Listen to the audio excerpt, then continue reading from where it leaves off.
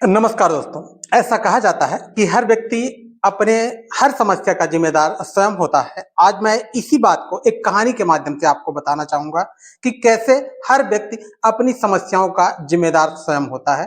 तो मैं ज्यादा समय न लेते हुए इस कहानी को स्टार्ट करता हूं और इससे आपको यह पूरी तरह समझ में आ जाएगा कि कैसे कहानियों के माध्यम से किसी वास्तविकता को जाना जा सकता है।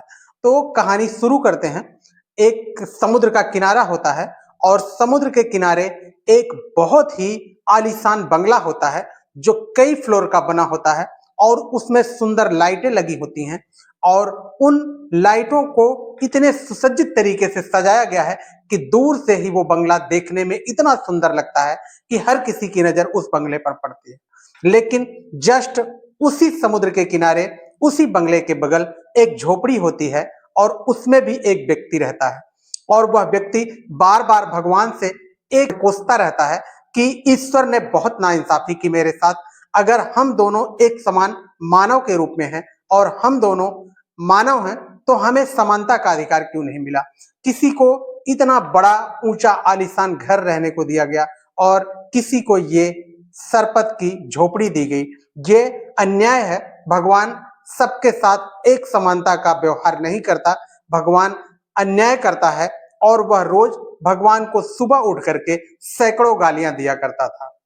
इसी बात को ये एक कहानी के माध्यम से आप समझिएगा कि इसी बात को सुन करके रोज रोज रोज इसी तरीके की गतिविधि को वो करता था। सुबह उठता था, उस आलीशान बंगले को देखता था और 100 से अधिक गालियां भगवान को देता था और कहता था कि भगवान सदैव व्यक्ति विशेष के साथ नाइंसाफी करते हैं। इस पर भगवान को लगा हर दिन किसी न किसी तरीके से ये हमें गालियां देता रहेगा। तो ऐसा एक दिन हुआ कि भगवान स्वयं उपस्थित हुए और उन्होंने कहा कि बताओ क्या समस्या है तुम्हारी।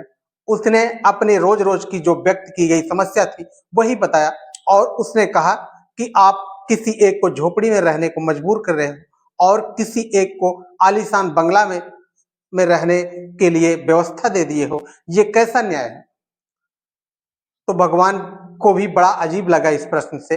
उन्होंने कहा तुम चाहते क्या हो। तो उन्होंने कहा कि अगर समानता ही करनी है तो मेरी तरह उसे भी कर दीजिए। तो ये कहानी में बताया गया कि भगवान ने उसके सारे बंगले को नष्ट कर दिया और उसे और दोनों को एक बराबर की झोपड़ी दी और कहा कि अब तुम्हारे भी परिवार इस झोपड़ी में रहेंगे और इसके भी परिवार इस झोपड़ी में रहेंगे। अब खुश हो। उसने कहा हाँ बिल्कुल, मैं तो यही चाहता था, क्योंकि अगर जब आपको एक समान लोगों को बनाना है तो समानता में लोगों को रखना भी सीखिए। तो इस तरीके से भगवान ने उन दोनों व्यक्तियों को बराबर कर दिया और दोनों जो है एक समान झोपड़ी में समुद्र के किनारे जीवन यापन करने लगे। तो उन्होंने कहा कि हम काम क्या करेंगे, क्या काम रहेगा हमारा जिससे हम अपनी जीविका चला सके। तो भगवान ने कहा आप दोनों को मैं एक स्टिक देता हूं। स्टिक का मतलब जिससे मछली पकड़ते हैं और उसमें एक कांटा लगा होता है। आप इस स्टिक से इस समुद्र में मछली पकड़ेंगे और दूर बाजार में उसे बेचेंगे। ये आपकी जीविका का साधन होगा। और दोनों लोगों को एक एक स्टिक दिया और कहा कि अब आप अपना जीवन स्टार्ट करिए। दोनों बड़े खुश थे। हालांकि एक व्यक्ति जिसे आलीशान बंगले में जो रह रहा था वो भी अब उसी श्रेणी में आ गया।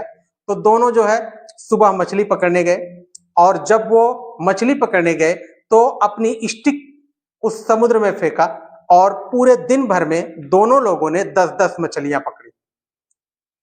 और यहाँ पर एक चीज और ध्यान में रखा गया कि कहीं कोई ज्यादा मछली ना पकड़ ले, ये भी बराबर विशेष ध्यान रखा गया। तो दोनों ने 10-10 मछलियां पकड़ी और दोनों लोग उस मछलियों को बेचने बाजार ले गए और संयोग ये भी था कि रेट भी दोनों लोगों का एक ही लगा और दोनों लोग 1000 रुपए प्राप्त किए। और जब 1000 रुपए प्राप्त किए तो दोनों घर वापस जब आने लगे तो दोनों बड़े खुश थे। और जो आलीशान बंगले में रहता था वह जो है अपने घर जब वापस आने लगा तो उसने कुछ सामान खरीदे और जो झोपड़ी में रहता था उसने भी कुछ सामान खरीदा। बस अंतर यही था कि हम अपने पैसे को कैसे इन्वेस्ट करें। और यहीं से शुरू होता है फिर एक नया खेल। और जब झोपड़ी में रहने वाला व्यक्ति जैसे ही वह 1000 रुपए पाया, वह उन वस्तुओं को खरीदा जो उसके परिवार के लोगों की आवश्यकता थी। उसने उस पैसों से कुछ मिठाइयां भी खरीदी और पूरी तरह से खूब खुश हुआ और सारे पैसे उसी मार्केट में इन्वेस्ट करके वापस चला आया। लेकिन जो महल में रहने वाला व्यक्ति था, वह अपने कुछ जरूरत के सामान खरीदे जिससे कि केवल उसका परिवार चल सके, और वह उतनी ही सीमित वस्तु खरीदा जिससे कि वो जीवित रह सके। और लौटते वक्त उसने 500 की एक स्टिक और खरीद ली। और अब दोनों की अगली सुबह हुई और दोनों अपनी अपनी स्टिक लेकर समुद्र के किनारे गए जिससे वो मछली पकड़ते थे, जिस कांटे से। अब वह व्यक्ति जो महल में रहता था उसके पास 2 स्टिक थी, और जो व्यक्ति झोपड़ी में रहता था उसके पास 1 स्टिक थी। और कांटे को समुद्र के पानी में फेंका और स्टिक को पकड़कर दोनों बैठ गए। और संयोग अच्छा था कि आज भी दोनों व्यक्तियों में मछलियां वही 10 इसके पास और 10 उसके पास आई, लेकिन जिसके पास 2 स्टिक थी अब वह 20 मछली पकड़ लिया। दोनों बाजार ले गए और दोनों ने मछलियों को बेचा और 1000 रुपए प्राप्त किए। जो झोपड़ी वाला व्यक्ति था फिर भी वह खूब खुश हुआ, उसने अपने पैसे खर्च किए और वापस चला आया। लेकिन यही जो महल वाला व्यक्ति था उसने सिर्फ अपने घर के जरूरत के सामान लिए और वह जो है 1 स्टिक और खरीदा। अब वापस वो आया, किसी तरह से अपने घर के जरूरत सामान को दिया।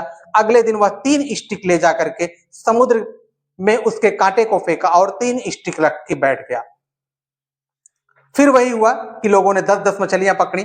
अब उस जिसके पास अच्छा महल था उसने कुल 30 मछलियां पकड़ी और वह अब 10 ही मछलियां पकड़ रहा था।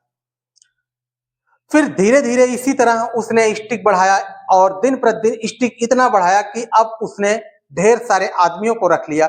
और धीरे धीरे एक दिन वह फिर उतना बड़ा महल तैयार कर ले गया और वह झोपड़ी में रहने वाला व्यक्ति आज भी उसी झोपड़ी में निवास कर रहा है। तो इसीलिए कहा जाता है कि हर व्यक्ति अपनी परिस्थिति का जिम्मेदार स्वयं होता है, इसमें किसी का कोई दोष नहीं होता है। और अगर वह व्यक्ति अच्छा है तो धीरे धीरे वह अपने नियत और समय के अनुसार एक दिन अच्छा बन जाएगा।